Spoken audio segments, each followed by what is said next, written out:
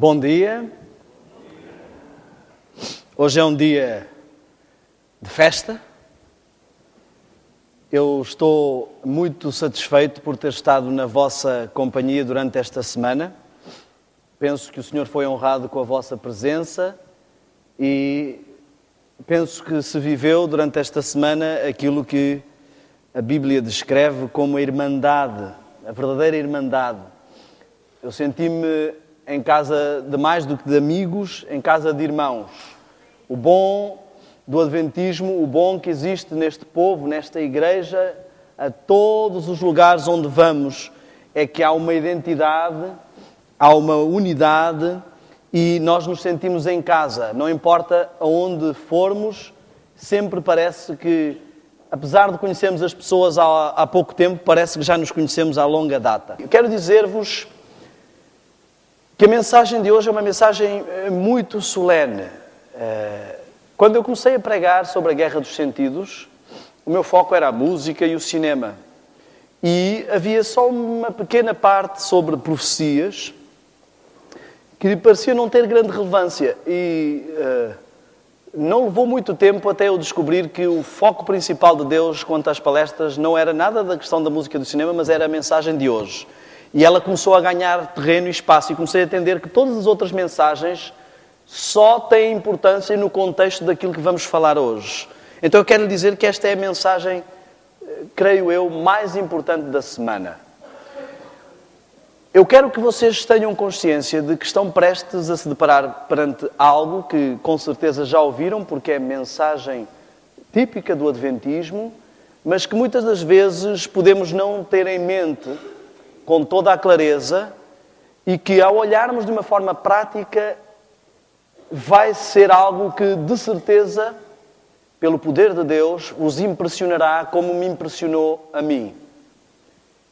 Eu creio e digo que, tal como Noé pregou por 120 anos a dizer que vinha o dilúvio, que era preciso as pessoas aceitarem o plano de salvação imediato da altura, eu creio que a mensagem desta manhã é aquilo que Deus mais quer que o seu povo se lembre e pregue nos dias de hoje. Ela é vital. Sintam-se como se fossem os antediluvianos a ouvirem a mensagem emergente para a sua época. Eu quero também dizer que este hino que nós cantamos é, talvez para mim, o hino nacional pessoal. Eu fico sempre muito sensibilizado quando canto este hino e absorvo cada palavra desta letra, e ele tem toda uma colocação de arranjo, e eu gostaria de partilhar isso convosco, talvez ele possa ser também o vosso hino tema. Há um dever que Deus nos confiou. Isso não é um dever apenas, é um privilégio muito grande. Esta manhã eu vou ter o privilégio de partilhar convosco, de refletirmos sobre o amor de Deus e o seu plano de salvação extraordinário. E eu quero que isso seja observado de forma prática. Quero convidar, ao iniciar esta mensagem, apesar de que foi feita a oração, e eu agradeço ao irmão por ter pedido a bênção do Espírito Santo sobre mim, mas quero convidar-vos, eu gostaria também de fazer uma oração pessoal para mim mesmo, para ministrar esta palavra. Mesmo como estão, eu vou-me ajoelhar aqui, aqueles que estão aqui também se o puderem fazer, mas nos vossos lugares podem curvar-se em reverência. Senhor, Santo Deus poderoso, eu sou incapaz de humanamente partilhar um plano tão profundo e grandioso como o plano da salvação. E eu quero, Senhor, pedir-te que tu me dês lucidez, poder para falar não apenas com eloquência, mas com clareza espiritual. E que nos dês a todos, incluindo a mim, humildade para falar e ouvir e compreender que aquilo que vamos tratar são coisas sagradas, vindas diretamente de Deus. Senhor, abençoa-nos neste momento. Enche esta sala, Pai, eu te peço, com os teus anjos e com o teu Espírito. Eu sei que o inimigo invade muitas vezes as igrejas para perturbar, mas que o teu poder seja forte e poderoso neste lugar, impedindo a distração, impedindo a desconexão contigo, mantendo a reverência e a solenidade deste momento, em nome de Jesus. Amém. Amigos, eu cresci como adventista toda a minha vida, e toda a minha vida ouvi falar das mesmas coisas que provavelmente vocês têm ouvido. Mas durante grande parte da minha vida essas coisas não eram entendidas, não eram devidamente apreciadas e não eram práticas, ou de forma prática aplicadas à minha vida. E de certa forma se tornaram como um clichê, algo teórico, algo sabido superficialmente, mas que não despertava o mesmo interesse que outras coisas do meu dia-a-dia que me fascinavam. Pela graça de Deus, aos 33 anos, eu costumo dizer que eu morri tal como Cristo, e morri para uma vida anterior e começou uma nova vida. E o fascínio que hoje tenho pelas coisas espirituais é o fascínio que eu gostaria de vos contagiar, em especial aos jovens. Muitas vezes olhamos para este livro, e eu, como contei no sábado passado, houve fases na minha vida que este livro não me despertava interesse. Mas hoje eu vejo as mesmas coisas, com um olhar tão fascinante, que eu vejo que é impossível que este livro tenha sido escrito ou idealizado por homens. Só pode ter saído de Deus. Só mesmo Deus. Uma das coisas que mais me fascina em Deus é a capacidade de sincronizar fatores diferentes, vidas diferentes, momentos diferentes da história, desde as profecias paralelas, o paralelismo profético, uma mesma palavra que sai da boca de Deus pode ter vários cumprimentos em vários momentos da história com uma precisão incrível. Isso é fantástico. Vemos isso em Mateus 24, quando ele responde aos discípulos para a situação deles e para o povo de Israel e ao mesmo tempo respondendo para toda a história do povo cristão com uma precisão incrível. Amém? Isto é extraordinário. Temos um Deus fantástico.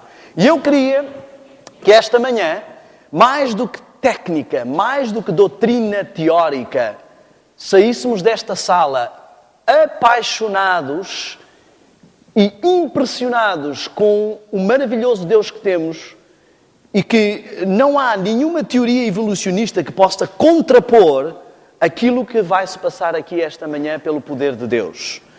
Eu queria que entendêssemos o seguinte. Falámos esta semana, sobre a guerra dos sentidos, as avenidas da alma, aquilo que ataca e aborda o indivíduo. Eu vou virar um pouquinho mais o quadro, só para aqueles que estão aqui.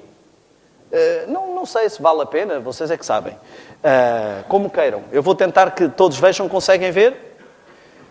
O indivíduo, que significa aquilo que não se pode dividir, ele é composto por uma vertente espiritual, uma vertente mental e uma vertente física que se projetam numa interação social. Bom, se vão para aí, então eu volto a virar isto um pouco assim, para ficarmos todos. Numa interação social. Deus nos criou com estas 3 dimensões. E nós falámos aqui acerca de como o inimigo interage connosco.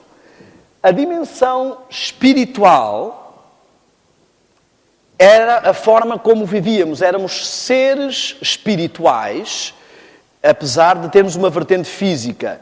E com o conflito nesta terra, ao terem vindo os demónios para esta terra, Deus fez como que uma barreira. Nós vivemos enclausurados na dimensão física e os demónios vivem enclausurados na dimensão espiritual. Eles não têm uma interação física, a não ser em casos muito específicos. E tentam sempre fazer essa ponte. Mas o que eu queria que nós entendêssemos é que a forma como eles nos abordam, visto que são 2 dimensões diferentes, eles sabem que podem interagir connosco através da dimensão física. E é aqui que estão os sentidos, que estão as avenidas. São as únicas portas de acesso à nossa mente e à nossa dimensão espiritual. E são onde eles investem grande parte do seu tempo, do seu empenho para invadir. Eles sabem que se nos trouxerem para as paixões baixas, para as coisas sensoriais, físicas da nossa realidade, e não nos deixarem manter os olhos nas coisas espirituais, nas que são de cima, conseguirão a vitória. E nós falámos esta semana, aliás, falámos até ontem sobre isso, que o pecado segue um padrão, a tentação, o ataque do inimigo segue um padrão de 3 passos. Ele não começa por atacar logo a vertente espiritual, porque às vezes é mais complicado. Ele não tem tanto acesso à mente e ao espírito. Então ele ataca a vertente física e nós vimos esse padrão. Em Adão e Eva, vimos que Eva foi tentada fisicamente, depois passou-se a uma racionalização mental, de pôr em causa o que Deus disse, e depois passou-se a um problema espiritual, de querer ser igual a Deus.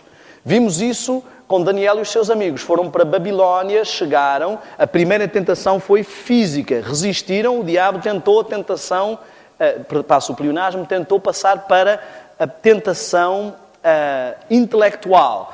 A vaidade de que eram mais sábios que os outros e que Daniel conseguia interpretar sonhos. E depois vai então à tentação espiritual, a adoração da estátua. Vimos também isso com Jesus em Mateus 4, por exemplo, se lermos, que nos mostra claramente que Jesus foi primeiro tentado fisicamente, a transformar as pedras em pão, depois, intelectualmente, à presunção, a achar que, porque era o Filho de Deus, podia pôr Deus em xeque, e depois espiritualmente a ajoelhar-se perante o Senhor. Falso. Este é o padrão que ele segue também connosco. Sabem porquê? porque a história se repete e costuma-se dizer que a equipa que ganha não se muda. Se ele já fez isto tantas vezes e dá certo, temos estes exemplos bíblicos de fidelidade em que essas pessoas resistiram por estarem ligadas a Deus, mas muitas vezes as pessoas caem nesta sequência de padrão.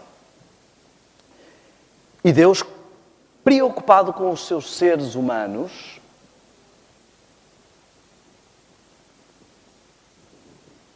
criou um antídoto. E eu acho este antídoto uma coisa espetacular, uma coisa extraordinária. Esse antídoto chama-se santuário. E nós olhamos para o tabernáculo e nós achamos muitas vezes uma coisa muito teórica, cheia de símbolos, muito complicada. E esta é uma das ideias que Satanás quer que nós tenhamos sobre o santuário. Eu queria que abrissem, por favor, as vossas Bíblias no livro de Salmos. No livro de Salmos, no capítulo 77 e no versículo 13.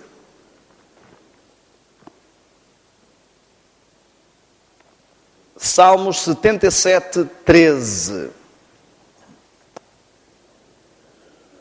Diz assim: os teus caminhos, ó Deus, são santos, diz a minha versão. Outras versões dizem: o teu caminho, ó Deus, está no santuário.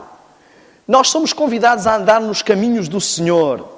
E em Hebreus 9, 24, eu vou fazer como na semana passada, vou citar muitos textos e não vou lê-los todos por causa do tempo.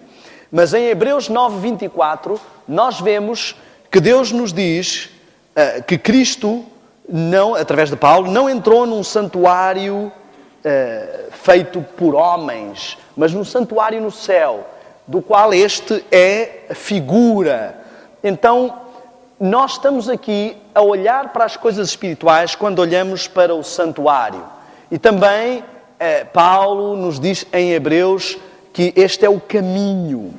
E a Bíblia nos mostra em várias situações que o caminho para chegar a Deus é este. Nós vemos que o santuário é composto por 3 partes.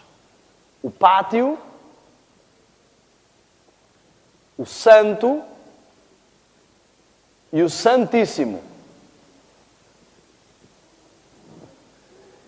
E eu queria que olhássemos para o santuário, para o tabernáculo, de uma forma fascinante e não de uma forma teórica, mas de uma forma prática. Aqui está o segredo de compreender como chegar a Deus, como chegar à salvação, como ser redimido. Reparem, se nós começarmos a analisar, nós começamos a entender que a Bíblia nos diz que Cristo é o centro da mensagem, é o centro da Bíblia, é o centro de tudo. E o santuário, no fundo, ele é um reflexo de Cristo. Querem ver? Temos a porta. Quem é a porta? Jesus. João 10, 9 nos diz que ele é a porta e se alguém entrar por ele, salvar-se-á. Temos depois o Cordeiro. Quem é o Cordeiro de Deus que tira o pecado do mundo? Vemos que João Batista se referiu assim a Jesus. Em João 1, 29 vemos isso. Eis o Cordeiro de Deus que tira o pecado do mundo. Temos a água. E nós vemos que Jesus nos diz que nos dará a água da vida. Dele provém, da rocha provém a água. Apocalipse 21, 6, nós vemos essa situação. Temos depois, no lugar santo, a mesa com o pão. Quem é o pão da vida? Jesus. João 6,35 ou 6,48 nos diz que Jesus, ele diz, eu sou o pão da vida. Logo a referência do eu sou nos remete para Deus, visto que é uma afirmação que Jesus utilizou várias vezes. Ao dizer eu sou, ele não está apenas a pronunciar um verbo, mas ele remete à situação de que Deus é o nosso pão da vida, Deus é a nossa porta. Através de Jesus, ele se coloca nessa situação. Depois temos O altar que representa o quê? O que é que representa este altar?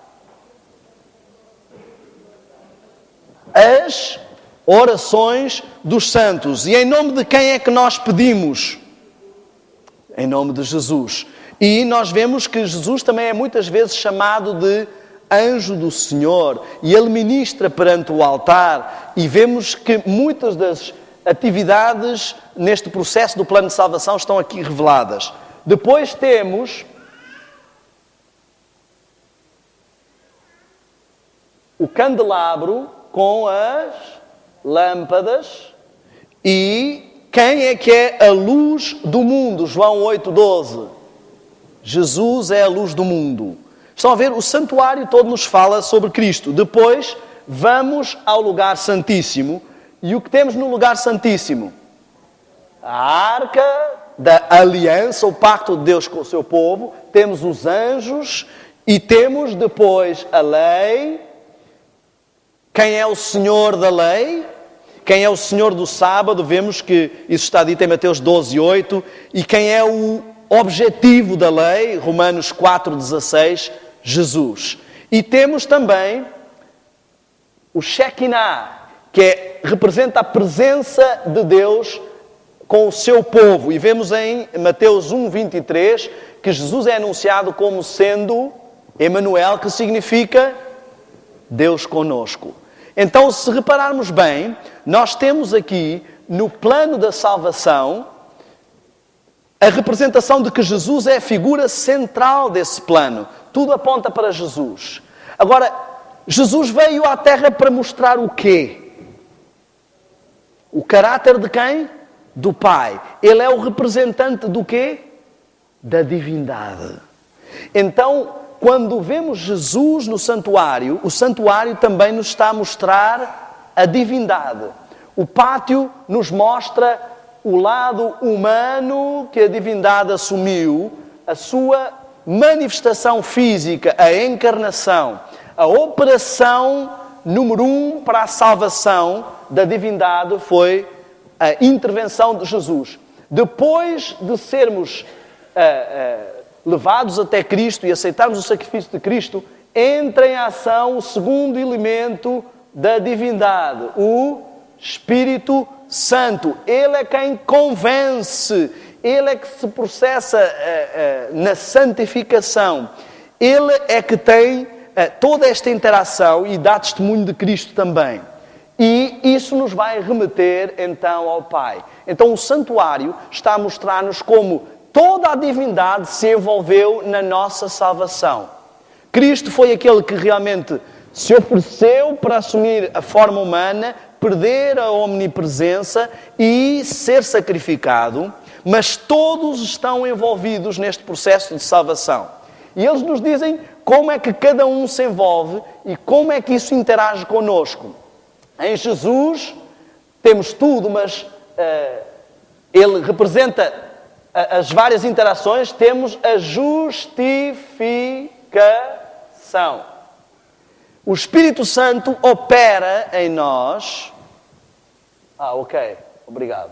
Por isso Deus deu uma adjutora que estará ao nosso lado para tudo.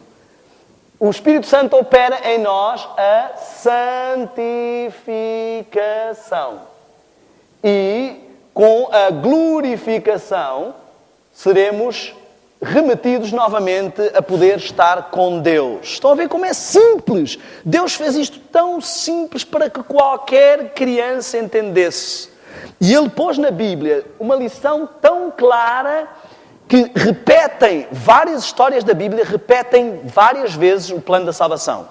Eu acredito que isto é uma das maiores provas de que Deus existe. E vocês vão ver aqui, reparem, ao mesmo tempo temos então aqui o lado físico, o lado mental e o lado espiritual. Estão a ver? A santificação dá-se pela renovação da mente.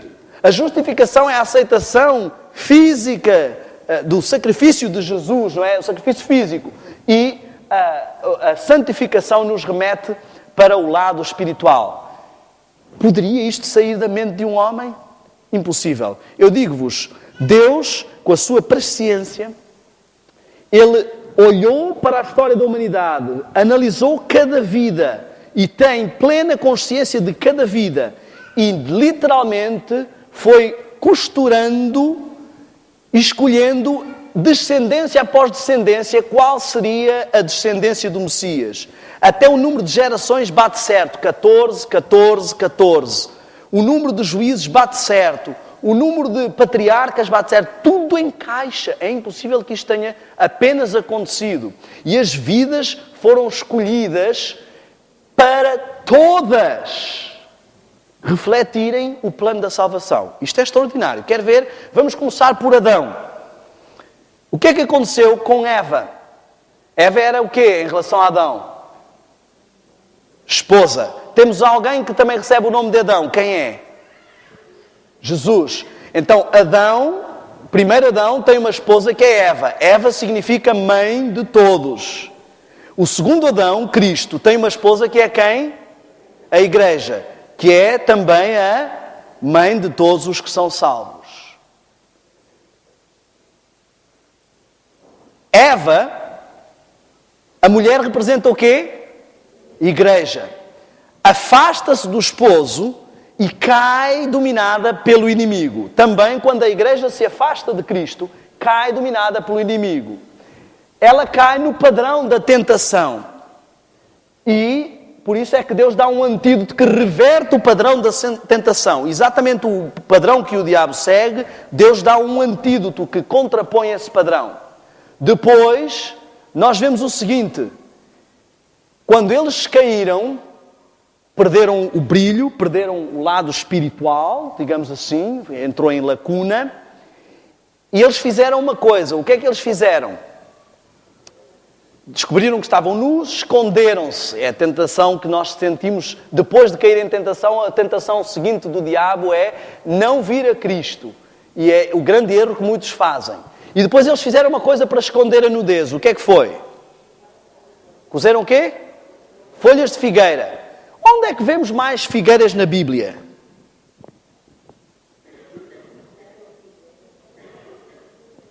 Jesus amaldiçoou a figueira. Porquê? Não tinha o quê? Frutos. Estão a ver o que representam as folhas de figueira? Justiça própria. Eu não tenho frutos e arranjo uma série de floreados para tapar a minha nudez espiritual. E será que isto foi por acaso?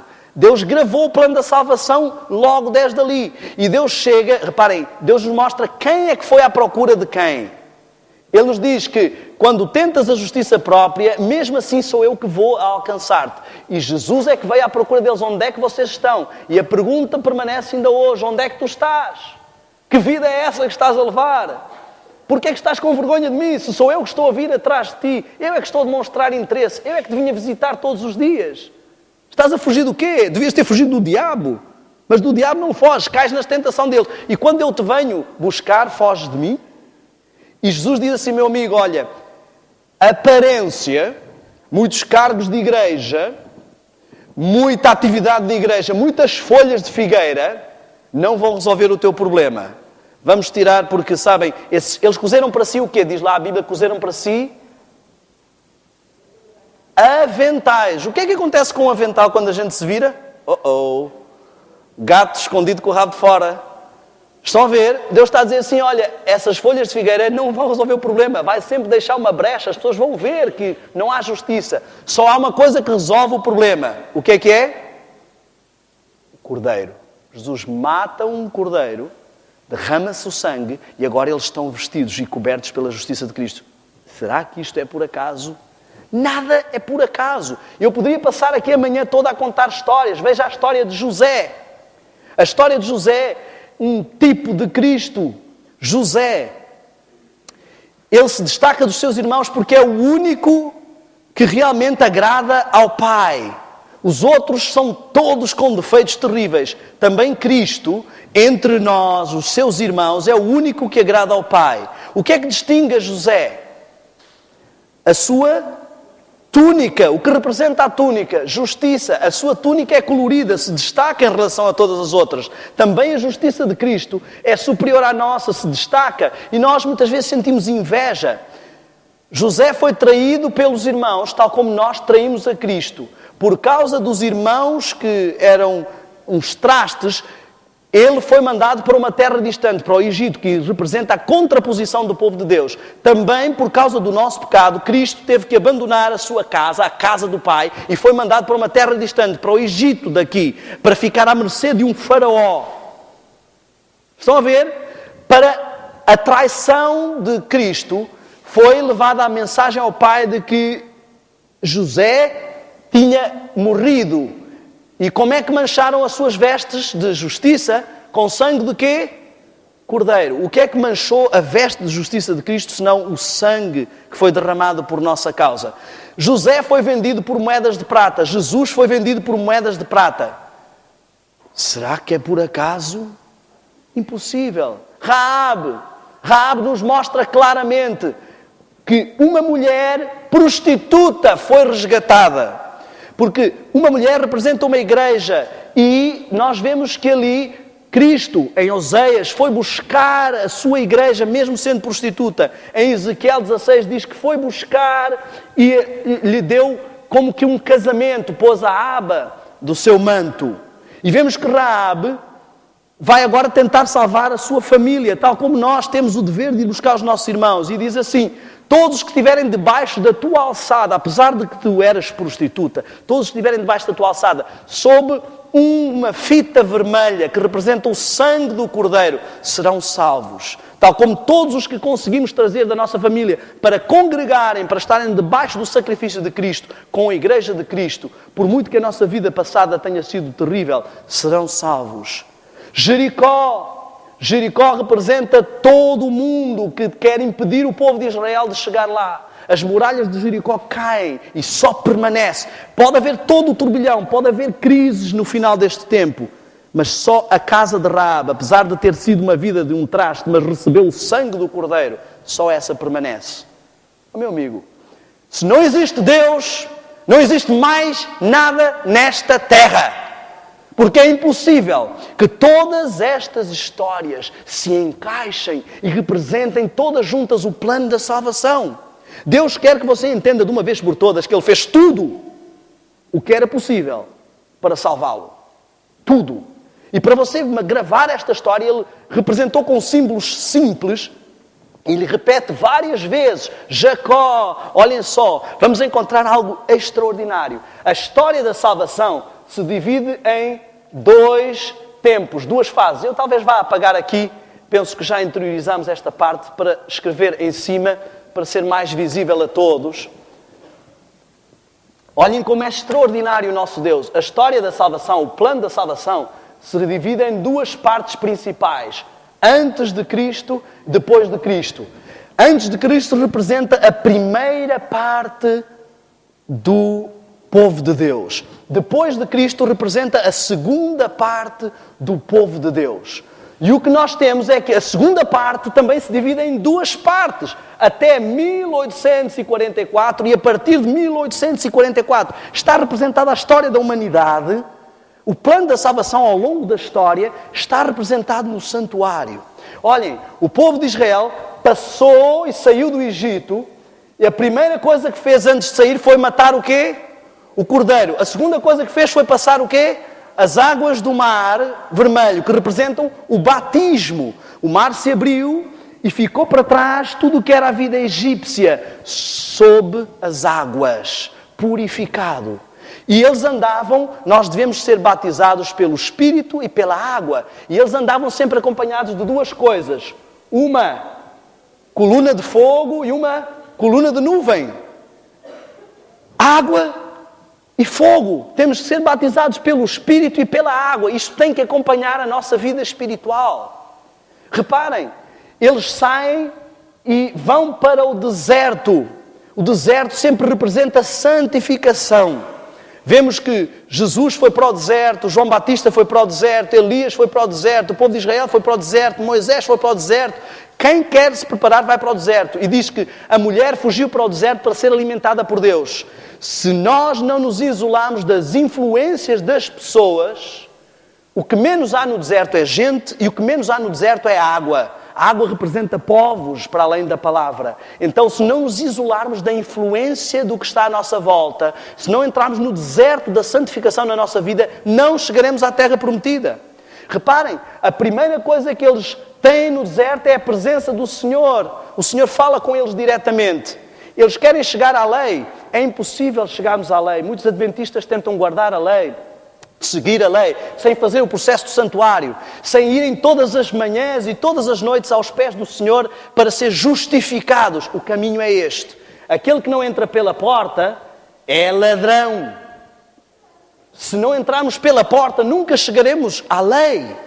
Se não nos humilharmos perante o Senhor, se não compreendermos o que é verdadeiro arrependimento. Não é dizer, Senhor, desculpa lá que eu pequei mais uma vez. Senhor, desculpa lá, não faço mais. E continuar a deixar esta mancha no nosso coração. Nós temos que compenetrarmos a cada falta. E isso só pode acontecer se todas as noites, todas as manhãs, nos chegarmos perante o Senhor, se reservarmos tempo para isso e nos compenetrarmos de que esta mentirinha que eu disse ao vizinho foi o que pôs Cristo na cruz. Muitos de nós, estamos arrependidos das consequências dos nossos pecados, mas não dos nossos pecados. Por isso é que continuamos a cometê-los, porque não estamos compenetrados de quão hediondos eles são. Pedimos desculpa ao Senhor e nos arrependemos da consequência, mas não do pecado em si. Precisamos pedir ao Senhor verdadeiro arrependimento, porque isto é um dom do Senhor.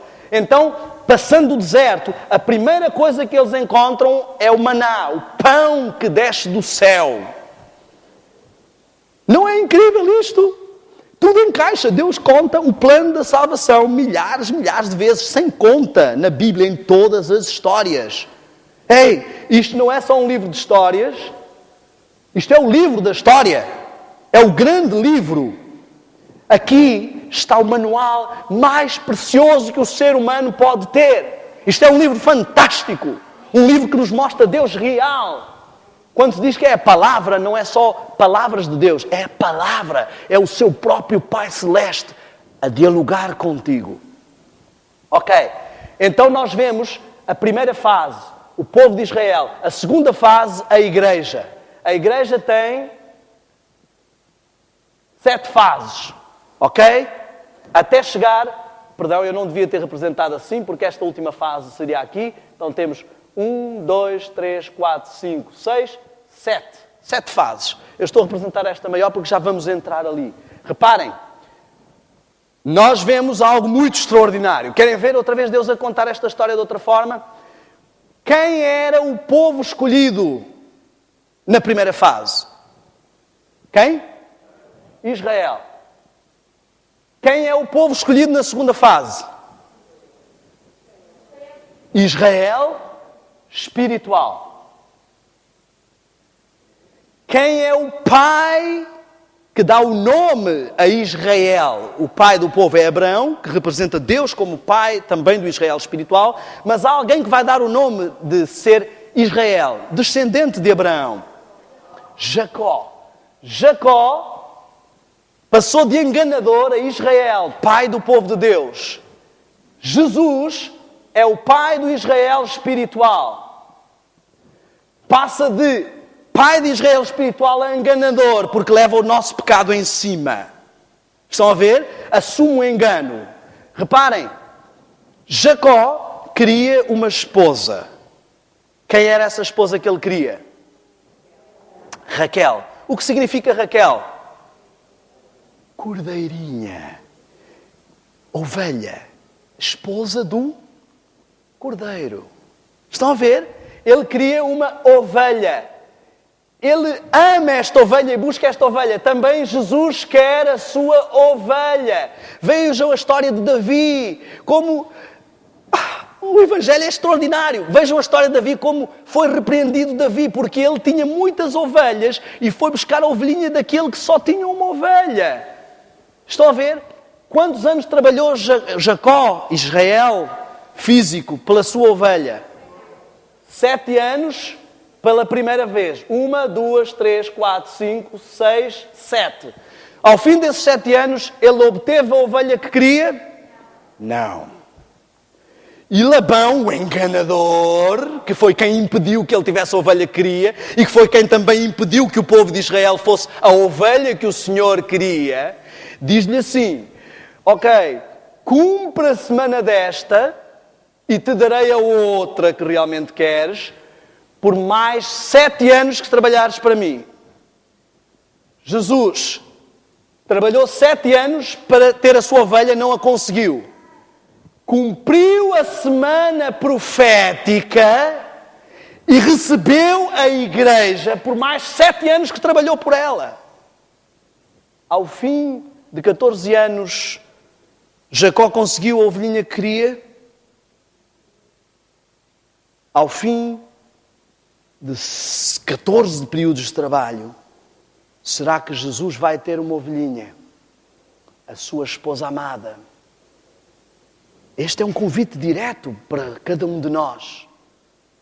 Este é um convite direto. Reparem, Jesus representou isto em várias histórias. Jesus vinha um dia a passar com os discípulos e com a multidão, e há uma mulher que tem um problema, que se esgueira pelo meio da multidão para fazer algo. Qual era o problema dessa mulher?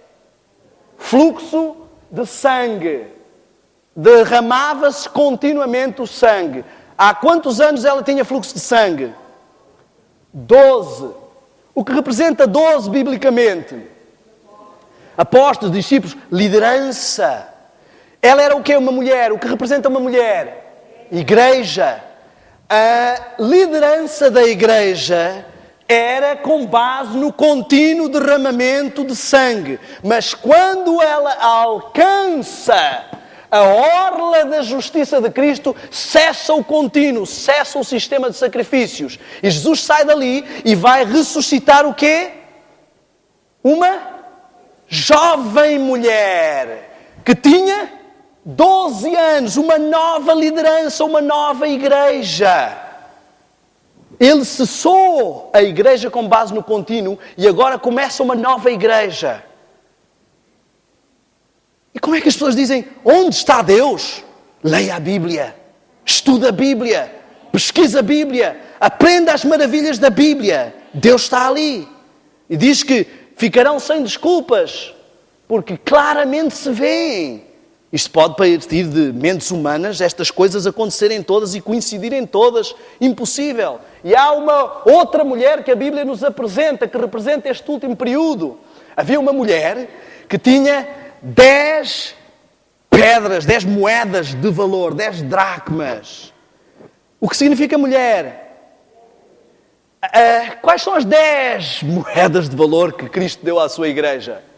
Os 10 mandamentos. O que é que aconteceu com uma dessas moedas? Um desses mandamentos perdeu-se. E o que é que fez a igreja? O povo do adventismo varreu, pesquisou diligentemente a palavra até encontrar aquilo que nos identifica como a mulher do momento. A dracma perdida. Ela não disse assim, está bem, tenho 9 dracmas, o que importa é só uma. Ela disse, não, esta dracma, sem esta dracma, as 10 não estão completas. Vai e busca diligentemente até encontrar. E quando ela encontra, ela faz o quê? Vai dizer às amigas, às outras igrejas. Há um dever que Deus nos confiou. É dizer que encontramos a dracma, que varremos diligentemente, que buscamos e que o Senhor nos deu a graça de encontrar essa dracma perdida. Temos que dizer a todas as mulheres. Todas as outras igrejas precisam ouvir esta mensagem característica que está intimamente ligada à mensagem dos 3 anjos. Depois vemos algo muito interessante. Pedro pergunta assim a Cristo, Senhor, até quando perdoaremos? E ele, todo benemérito, porque os judeus diziam que 3 já era ser bem bonzinho, diz assim, até 7? Achar que Jesus ia dizer assim, Pedro, que exagerado, tu és muito bonzinho. Até 7? E Jesus diz, não, até 70 vezes 7, que dá 490. O que significa 7? O que significa 70? Jesus me enviou 70 apóstolos, apostolado.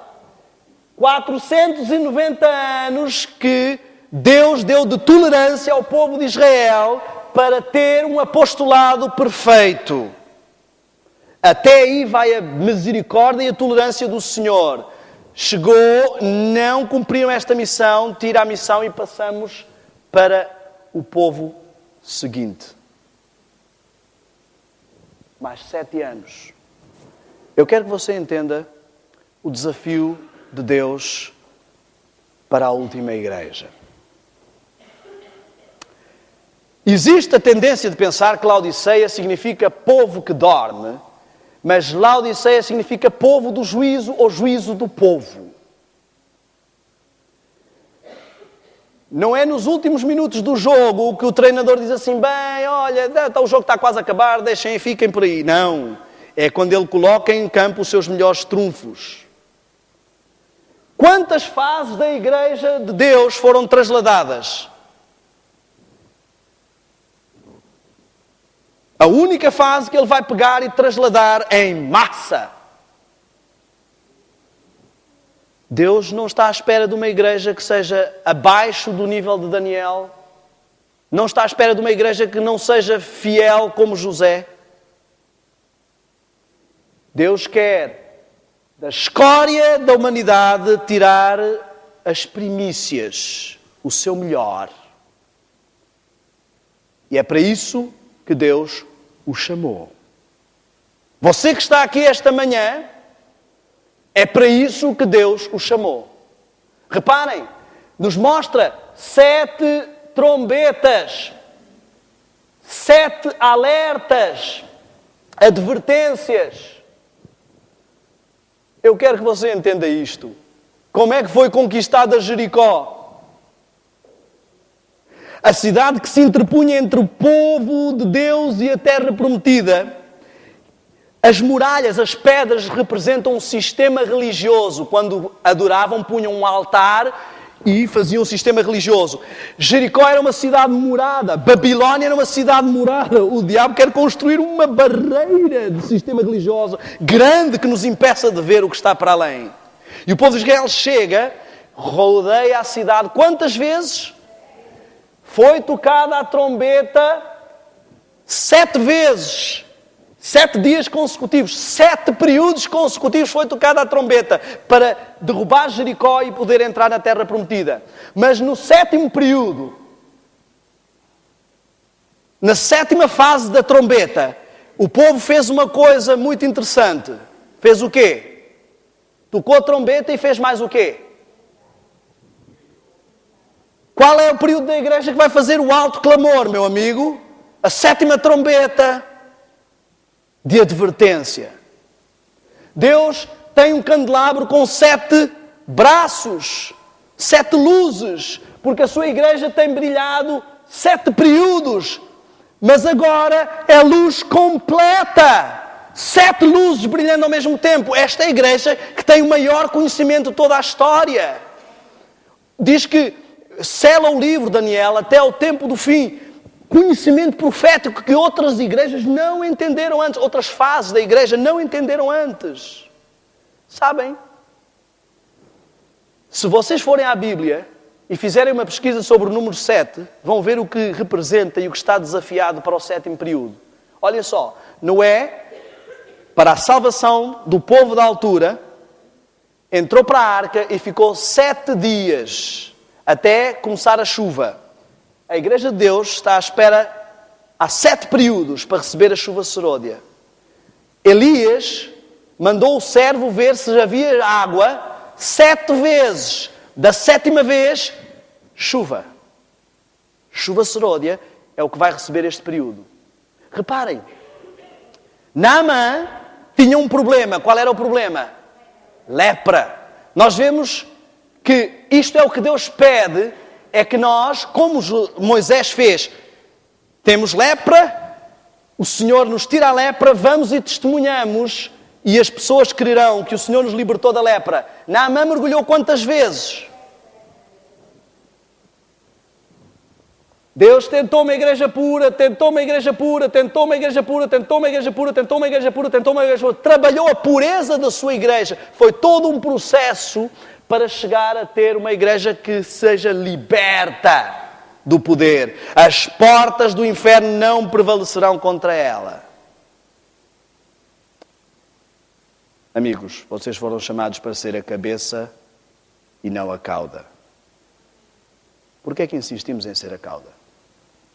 Por que é que Deus nos dá uma mensagem de saúde e nós insistimos em ter vergonha, não acreditar nela e deixar que até os espíritas, os hinduístas, os shintoístas e todas as outras religiões acreditem no vegetarianismo, acreditem na mensagem de saúde e nós, renitentes?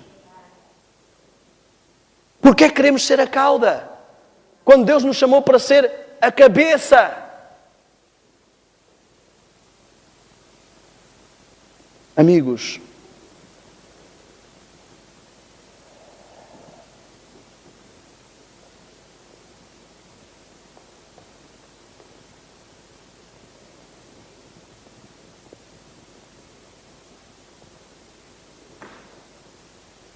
Deus já nos disse de 1001 formas o que Ele espera de nós.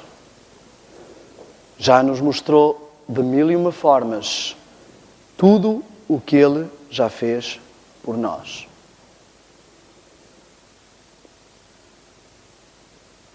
Chegou o momento de retribuir, de não andar a claudicar entre dois senhores.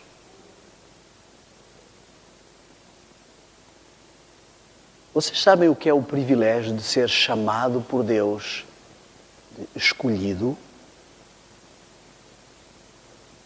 Vocês sabem o que é o privilégio de ostentar o nome de Adventista? Olhem para o privilégio que o povo de Israel teve de conquistar todas as nações à volta, de ter um poderio, de ser um povo que nem dominava as armas, nem dominava os metais, e de ser introduzido na terra mais cobiçada da região. Como adventistas, o nosso privilégio ainda é bem maior. Eu queria que entendêssemos esta manhã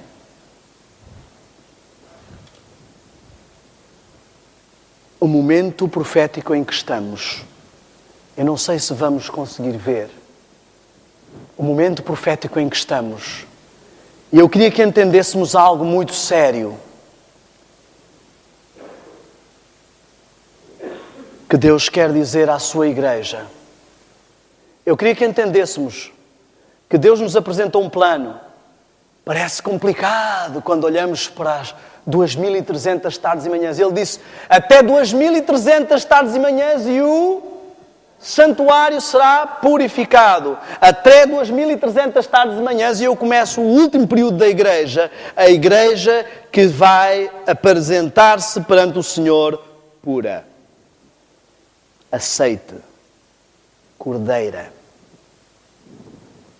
Simples, não é tão complicado assim. Reparem, trabalhou, cumpriu a semana, trabalhou mais 7 períodos e agora começa o 7º período e vai ter a sua esposa. Eu queria que entendêssemos algumas coisas. Muitos de nós sabemos que esta igreja começou em 1844. Sabemos que temos a verdade. Eu lembro-me quando era criança que o meu pai ia às vezes com encontros com testemunhas de Jeová e Mormons, e eu lembro-me nitidamente de às vezes sair e dizer, pai, hoje nós ganhamos, hoje demos-lhes a valer. Eu não compreendia que o que estava ali em casa eram vidas. Se aquelas vidas perderam uma batalha com a verdade, elas perderam a sua vida eterna. Nós às vezes, a nossa visão fica tão enclausurada nas coisas deste mundo que não reparamos. Reparem, muitos de nós, tudo o que sabemos é que vem aí a segunda vinda. E falámos sobre isso a semana passada. Está o mundo inteiro à espera da segunda vinda.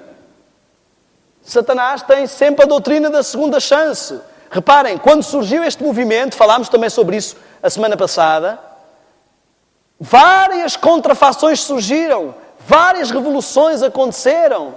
Nós temos profetas que se dizem assumir como profetas, temos uma religião que se diz como ciência, que é o evolucionismo. Religião é qualquer coisa que te aproxima do teu Deus.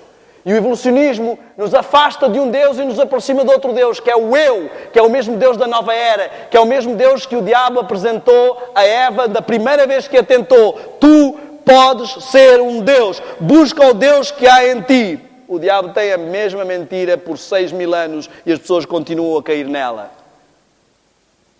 Revolução religiosa, revolução filosófica, revolução musical, consumismo, indústria do cinema, exploração do planeta. Todas estas coisas surgiram ao mesmo tempo que a Igreja de Deus, que o último povo, que a última missão. O início do tempo do fim. Amigos,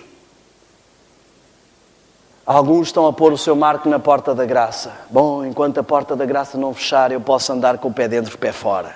Quando eu vir que a coisa está a ficar preta. Acontece que sairmos daqui e formos atropelados ali à frente, Deus queira que não, fechou a porta da graça. Acabou. Ei, um dia ias aceitar a Cristo? Já era. Pior. Se eu ouvir muitos sermões sobre reavivamento, muitos apelos do Senhor, muitas mensagens para reformar a minha vida e não as ouvir e começar a habituar-me a isso e a amolecer e elas já não tocarem o coração, fechou a porta da graça. Eu creio que se cada um aqui analisar, muitos vão ver, acredito que muitos aqui estarão prestes a chegar a essa situação, em que já vêm para a igreja e a igreja não diz nada. É o melhor lugar para dormir. Vem à igreja porque tem amigos. Vem à igreja porque os pais vinham. Porque é uma rotina. Porque o Senhor não se agrada se eu não aparecer. Porque aquela é a igreja do Senhor. Para manter alguma política com Cristo. Para nós não azedarmos as relações. Porque eu quero ir para o céu. Muitos que já não são tocados pelo Evangelho.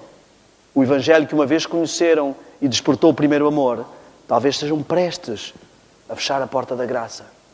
Porque o problema que fecha a porta da graça na consciência e no pecado contra o Espírito Santo é ouvir que Jesus está a bater à porta e fingir que não ouvi porque a música estava muito alta ou o filme estava muito forte.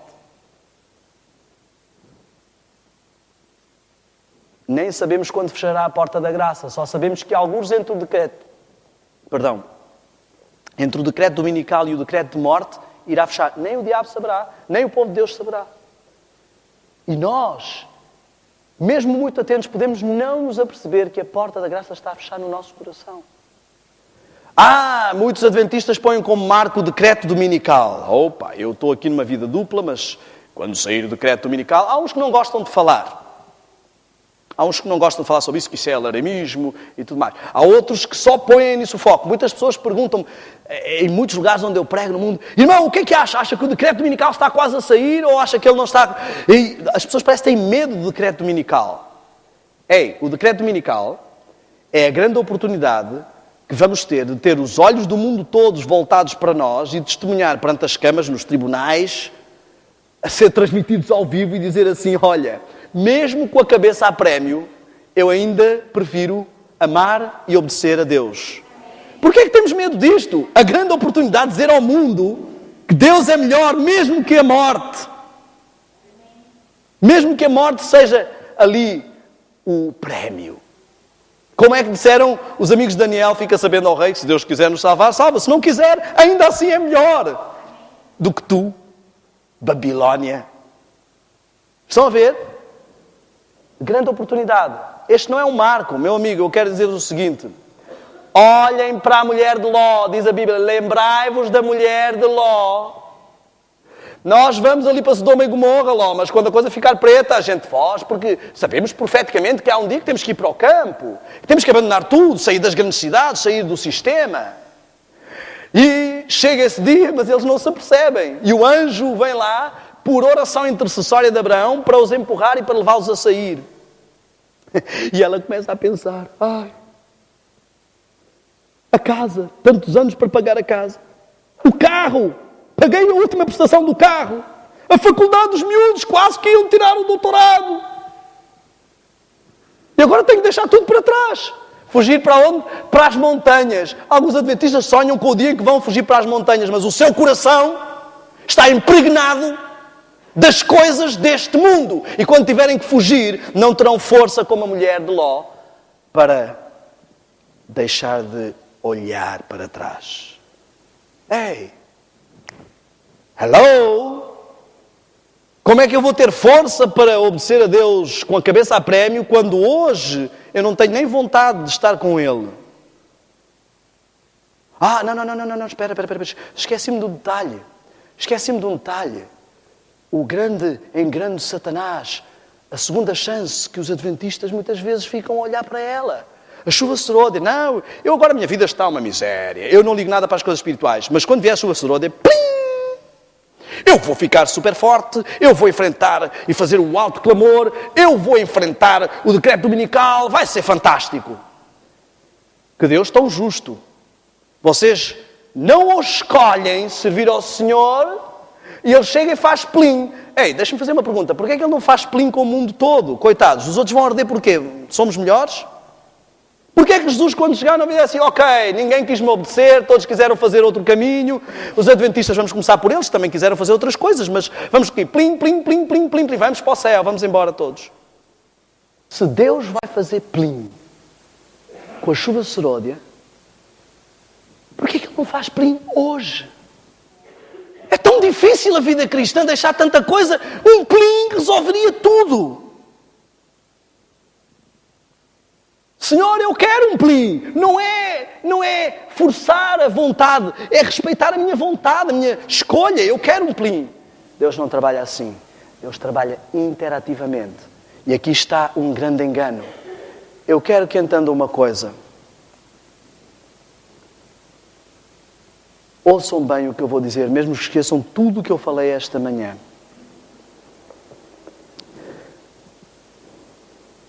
Há dois tipos de enganos.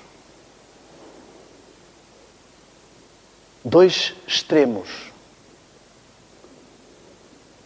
Os que pensam que tudo é obtido sem esforço e os que pensam que com o esforço obtêm tudo. Esquerda e a direita. Vá lá ler o que diz de os teus ouvidos ouvirão uma voz por trás de ti dizendo este é o caminho do santuário. Não desvies nem para a esquerda, ficar só na justificação, só no amor, nem para a direita, ficar só na lei e na santificação. Segue o caminho. Ninguém é salvo pelo seu esforço, mas ninguém é salvo sem fazer esforço. Diz assim que a porta é estreita, o caminho é difícil. E diz lá que muitos se esforçam para entrar nela. Porque o esforço representa o quanto eu quero. Eu não me esforço para ser salvo, mas eu me esforço porque eu fui salvo. E eu estou muito grato. E eu desejo realmente ser assim.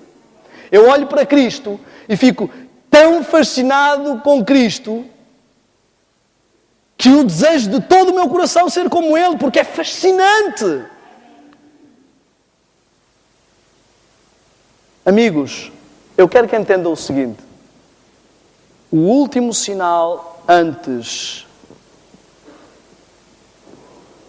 da chuva seródia, do alto clamor que o povo de Deus vai ter, é um paralelo da abominação. Uma falsa chuva seródia. Um falso alto clamor. Satanás sempre trabalha com contrafação. Antes de chegar o verdadeiro Cristo, ele traz um falso Cristo. Antes de chegar a verdadeira igreja, ele traz contrafações e falsos movimentos pseudo-religiosos. Antes de chegar o verdadeiro reavivamento e reforma, ele traz um falso reavivamento e reforma. Antes de chegar o verdadeiro alto clamor, ele traz um falso alto clamor. Antes do povo de Deus começar a falar verdadeiramente línguas como no Pentecostes 1, a expulsar verdadeiramente demónios como no Pentecostes 1, e a ser essa igreja como no Pentecostes 1, ele vai fingir que já se estão a expulsar demónios. O que vemos hoje, meu amigo, já é o cumprimento da falsificação da chuva seródia. Até Portugal, que é um país que não liga muito a estas coisas de religiões evangélicas e pentecostalismo, está invadido pelo pentecostalismo. Na América do Sul, a cada dia surge uma nova igreja. As pessoas estão entusiasmadas. Há competição para ver quem expulsa mais demónios, quem fala mais línguas. Nos Estados Unidos existem megatemplos, 5.000, 7.000 pessoas reunidas. Meu amigo, abra o olho. O falso reavivamento já começou.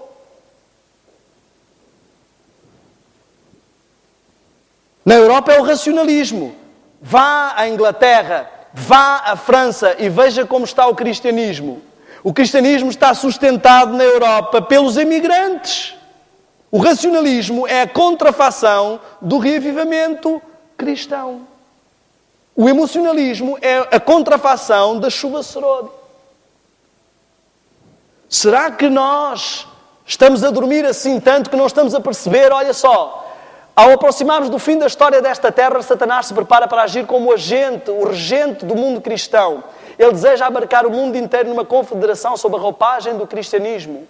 Deus tem filhos nas igrejas protestantes e nas igrejas católicas mais fiéis do que um grande número entre os adventistas. O Senhor quer que a mensagem seja proclamada para que os protestantes sejam advertidos e despertados.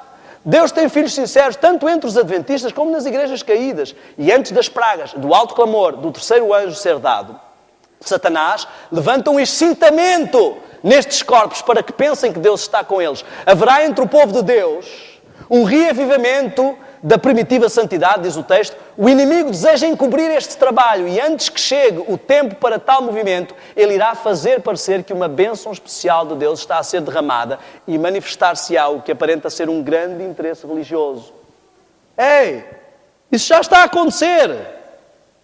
As igrejas cristãs, evangélicas e pentecostais estão a crescer desmesuradamente. A revolução espiritual já está a acontecer. A afirmação do racionalismo já está a acontecer. Amigos, profeticamente nós estamos exatamente aqui. Eu não estou a falar do futuro. Parem de olhar para as profecias como coisas do futuro. As profecias cumprem-se hoje, diante dos nossos olhos.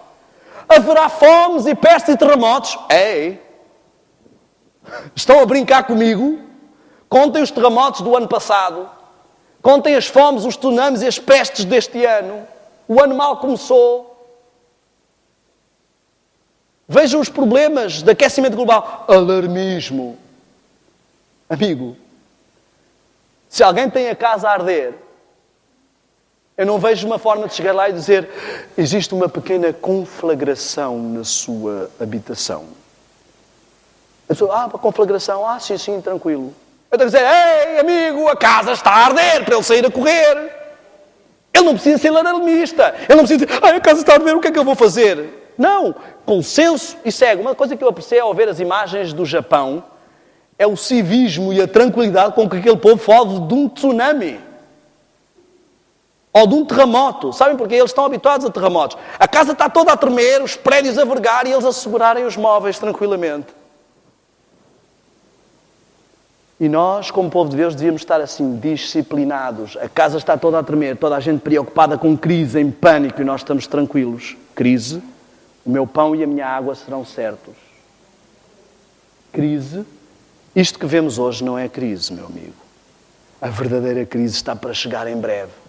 Quando o povo de todo o planeta estiver desesperado e castigado com pragas, estiver desesperado em busca da verdade e não consegue achar, estiver desesperado em busca de um verdadeiro arrependimento que não consegue mais sentir, quando muitos adventistas que não estudaram profundamente a Bíblia estiverem sem saber mais em quem é que acreditam, porque um diz uma coisa, outro diz outra, e todos são estudiosos, quando começar a confusão doutrinária, quando começarem os ventos de doutrina que estão a começar, aí é que vão ver o que é crise. Essa questão financeira não me preocupa minimamente, considerando com o que está aí para chegar. Alarmismo? Isto é alarmismo? Abra a sua Bíblia e diz lá, homens desmaiando de terror. Será que isso é alarmante? Um tempo de angústia como nunca houve. Será que isso é alarmante? Eu quero que entendamos o seguinte de uma forma bem simples, racional, lógica. Não há nenhum motivo para o povo de Deus ter medo do que se aproxima. Nenhum. Como não havia nenhum motivo para o povo de Deus em Israel temer os povos à sua volta. O Senhor é conosco. Agora temos que ver os sinais. Eu quero que entenda o seguinte.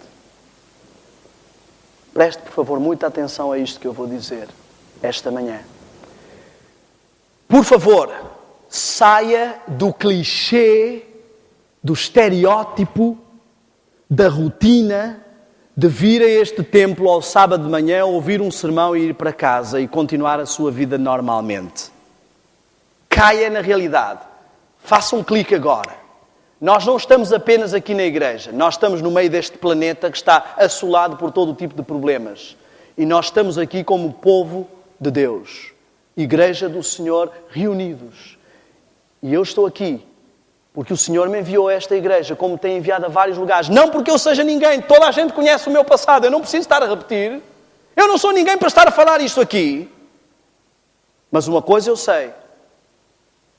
Ninguém consegue refutar o que eu digo, porque não fui eu que inventei esta mensagem é do Senhor. Abra a Bíblia, abra o Espírito de Profecia, pegue e ligue para a publicadora e peça preparação para a crise final, leia de uma ponta à outra. Este livro está escrito desde os anos 40. Esta igreja está iluminada por Deus há muitos anos, sabemos tudo. Precisamos é parar de brincar de cristãozinhos. Reparem, amigos, o que eu estou aqui a dizer é muito simples. Desculpem o meu tom um pouco acelerado. Eu estou com pressa porque a hora segue e estou também... Eu fico desesperado. Como é que as pessoas veem a onda a chegar e estão tão tranquilas? Estão tão ocupadas. Assim como foi nos dias de Noé. O dilúvio estava para chegar e toda a gente estava preocupado com a faculdade, com o trabalho, com a escola, com o carro, com a casa, com a crise, com o IRS... E não se aperceberam. Será que nós estamos a repetir a história? A repetir a história do dilúvio, a repetir a história de Israel? E não nos apercebemos? Ouça, por favor, o que eu vou dizer. Eu levava uma vida dupla, como já disse aqui.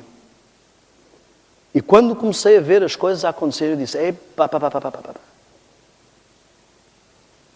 até eu não sou assim tão bobão que vá cair nessa.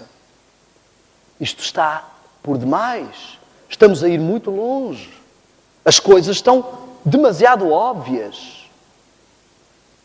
Eu digo sinceramente, pessoalmente, para mim, a vida secular perdeu todo o sabor. Nós reabrimos a nossa empresa para o sustento do nosso trabalho missionário, porque prazer em estar a trabalhar para outros clientes, para estar em negócio, eu não tenho nenhum. Prazer em estar ocupado com as coisas do mundo, eu digo sinceramente, eu não tenho nenhum. Mas eu estou aqui, não vou ser o alien e vou continuar até o Senhor chegar a fazer as coisas por testemunho. Mas eu quero que entendamos o seguinte. O último sinal antes de Deus derramar o Espírito Santo sobre o seu povo. Vou fazer isto mais específico. A última coisa que vai acontecer antes de Deus derramar uma dose especial do Espírito Santo na tua vida. A ti, que Ele te convidou para vires para esta igreja.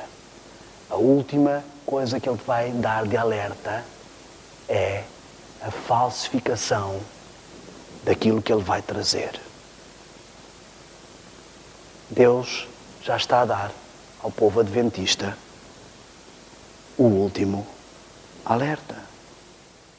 Interessantemente, Deus é um Deus zeloso que visita a maldade dos pais nos filhos até a 3ª e 4ª geração. Cada geração são 40 anos. 4 gerações são 160 anos. Deus já está no limite da tolerância conosco. É hora de agir.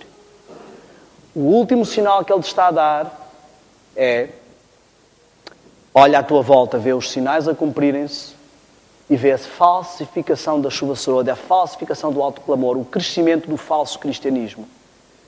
Quem lê, entenda. Não caias no erro do povo de Israel que viu o sinal que Deus tinha dado e não saiu. Eu agora queria que fizéssemos uma pequena reflexão.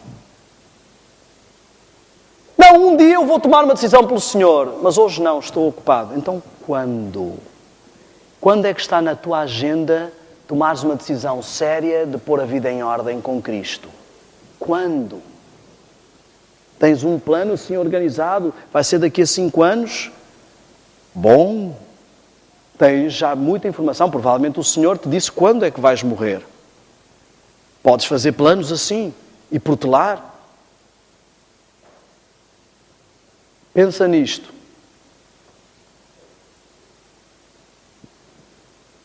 Quem lhe entenda, depois de uma falsa chuva seródia, de um falso Pentecostes, de um falso reavivamento, de um falso autoclamor, virá o verdadeiro.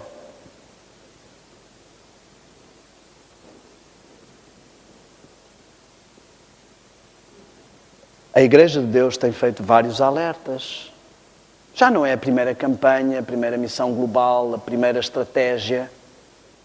Mas não é à toa que Deus deu ao seu povo um novo presidente, um lema que te lembra: reavivamento e reforma é a palavra de ordem para o povo de Deus hoje. E Deus quer que essas duas palavras atinjam o seu povo da cabeça aos pés. Eu vou-te dizer uma coisa com toda a sinceridade. Pode ser que isto seja só mais uma estratégia da Igreja, daquelas que não muda nada, que toda a gente continua a ser virgem louca, sem pôr azeite na lâmpada, sem buscar o verdadeiro Espírito Santo, sem deixar de ser Laodiceia. Mas eu te digo, e se é desta? E se é desta vez que o motor pega? E se é desta vez que o fogo acende? E se é desta vez que a igreja se inflama? E se é desta vez que o povo se arrepende, é realmente reavivado e vive uma reforma? E se é desta vez que a igreja entra nos eixos? E se é desta vez que a igreja é purificada? Vais ficar de fora desta.